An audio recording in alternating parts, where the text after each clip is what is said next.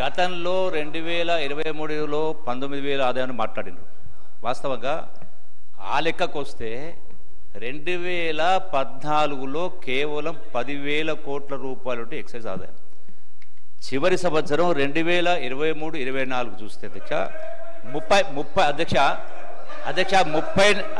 34,000 వాళ్ళ ప్రభుత్వ హయాంలో చివరి సంవత్సరము ఆదాయము 34,869 కోట్ల రూపాయలు ఆదాయం వచ్చింది